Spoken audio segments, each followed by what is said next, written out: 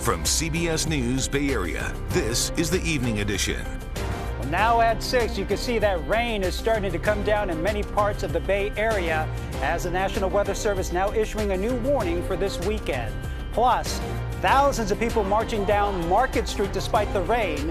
John Ramos speaks to protesters on both sides of the abortion debate. Where else is it needed more than right here in San Francisco? The reason they come here is to throw it in our faces. And the unhoused are used to sleeping with one eye open. Now they can finally rest easy thanks to One East Bay Church. Good evening, I'm Ryan Yamamoto. Andrea and Brian are off. No matter where you live right now in the Bay Area, you are going to see plenty of rain this weekend from the peninsula to the Diablo Valley. We have people out and about in the elements, and it's only going to get a little worse and a little heavier and a little wetter outside. Let's get right over to First Alert meteorologist Darren Peck, who's tracking all this rain. Hey, Darren. Hey, Ryan. You know, the thing about this is it's two separate storms. So we've got the rain coming in now. This is storm 1. Storm number 2 gets here about 24 hours from now. And that one looks a little more impressive than this one. And the two combined are the reason why we're in first alert status, the amount of rain we're going to get from the two of them. If we look at what's happening now, we're watching showers march across the bay. Take a look at the last 45 minutes. And we had a pretty good little line of rain that's marched across the city and the peninsula. And that's now working its way over towards the East Bay. Haven't gotten a lot down in Santa Clara or down in the Santa Clara Valley in general yet. You'll see a little more rain come in overnight. But what I want to do is just show you the difference. First of all, here's what happens over the rest of tonight from this system. We get a little bit of a break, and then the showers come back, and they come back with a little more intensity in the overnight hours. This is like 1 a.m., 2 a.m., 3 a.m. So the best of this rain likely comes when the majority of us are asleep. We're going to look at totals from this coming up later. I'll show you that in the complete first alert forecast. I want to use what little time I have left with you now in this visit to show you why this is two storms. That's live. We switch to the Futurecast. There goes tonight's rain. We looked at that already. Here's what's coming tomorrow. Another one, almost identical carbon copy. That is tomorrow night at 5 o'clock. That one has somewhat better dynamics, might even have some thunderstorms mixed in. It's going to have a little more fuel to give us some heavier rainfall amounts. And this is the one that the National Weather Service actually has issued a flood watch for parts of the bay. We're going to look at all that coming up in the complete forecast in just a few minutes. For now, Ryan, back to you. All right, thanks, Darren. Well, turning now to the East Bay, a Richmond neighborhood is being asked to shelter in place. This after a building caught fire. This is at Pennsylvania Avenue and 12th Street. Fire crews say the building has hazardous materials inside.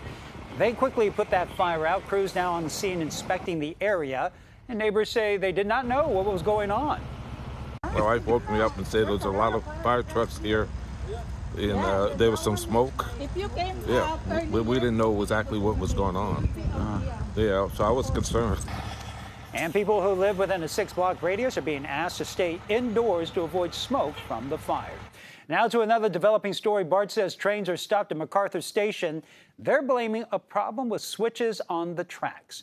BART officials say to expect major delays on the red, orange, and yellow lines. AC Transit now providing a bus bridge. No word on when it will be running again. Further east, traffic is moving again along Highway 24 and 680 in Walnut Creek after this rollover crash. It happened around 11 this morning. That crash caused a big backup. No word on any injuries in that accident. And the Supreme Court's decision to overturn Roe v. Wade has energized the debate over reproductive rights in America. It's also given new confidence to those who oppose abortion as thousands filled the streets of downtown San Francisco this afternoon at the 20th annual Walk for Life. John Ramos has that story. San Francisco is seen as a stronghold for abortion rights, but the largest anti-abortion rally on the entire West Coast happens right here. And organizers say that's no accident.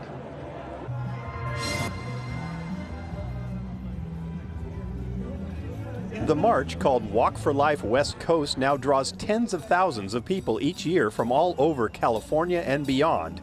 But when it began 20 years ago, founder Eva Montaigne had low expectations. I'm not doing this because I think a lot of people will come out for it. She knew the anti-abortion message would be unpopular here. Yeah, especially that first year. Gavin Newsom, Kamala Harris, everybody came out against us. But we live here. This is our home. I mean, where else would we do it but in our home? And where else is it needed more than right here in San Francisco? So that's why we started it here.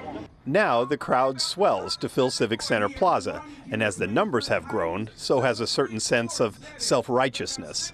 Always remember, you're right and they're wrong, okay? But that's the feeling on both sides of the abortion debate, and a small group of counter-protesters were on hand to defend the message of reproductive rights. San Francisco is a pro-choice town, but the reason they come here is to throw it in our faces, come to the place, the quote-unquote worst place on earth. A lot of them are young folks, and they've been told that San Francisco is hell on earth. The kind of people that live here, the kind of people that do things that they don't believe in here. And there are those who consider the city to be the lion's den when it comes to the fight over abortion. I mean, San Francisco's a dark place. There's several abortion clinics here. There's 100 abortion clinics in our state, but the darker the place is, the more it needs the light, and that's why we're here to speak. But for most of the marchers, it was just an opportunity to have their say in a debate that has divided Americans for decades and has only been heightened by the Supreme Court's overturn of Roe v. Wade. There's a lot of pro-abortion power and infrastructure built by the politicians here, but pro-life America is not leaving. We're growing, and we're fighting back, and the future belongs to the pro-life movement. It makes me hopeful and very excited to be here because it's just amazing to see all these people together, grouped together for life. 20 years ago, the march in San Francisco to end abortion must have felt pretty lonely, but not anymore. Both sides have found their voice, and it seems they're not shy about using it.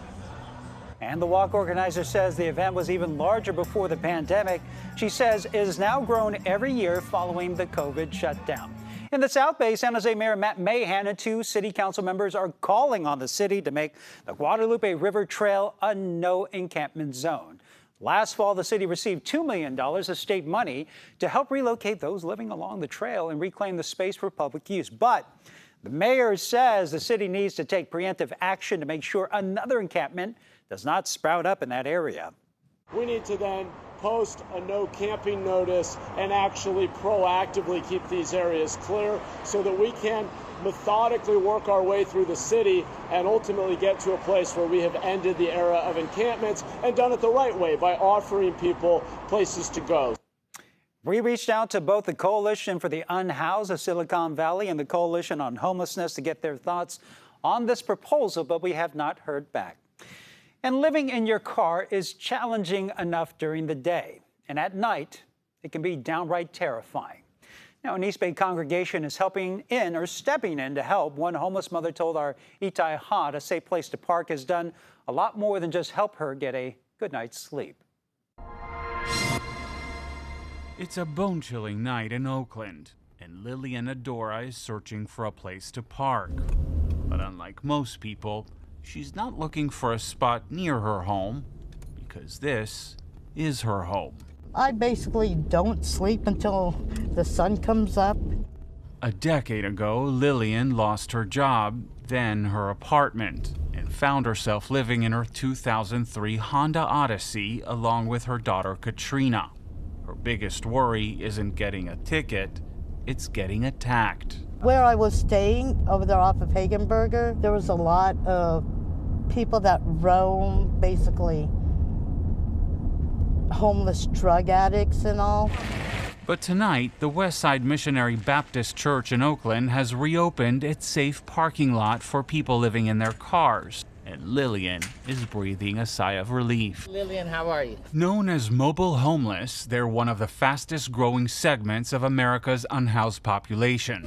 A 2022 survey found that people living in their cars now represent 58% of Oakland's homeless, up from 45% in 2019. We have basically 9 cameras here. Dr. Ken Chambers is the church pastor. His congregation was recently given a $500,000 grant by the city of Oakland in the county of Alameda to open 3 of these lots. He says most of his participants have jobs. The only thing keeping them afloat is their car, which is why the church not only offers them a safe place to park, but also showers, laundry service, and even auto repairs. If they lose their car, then they're on the ground, they're on the streets. They're on this cold concrete.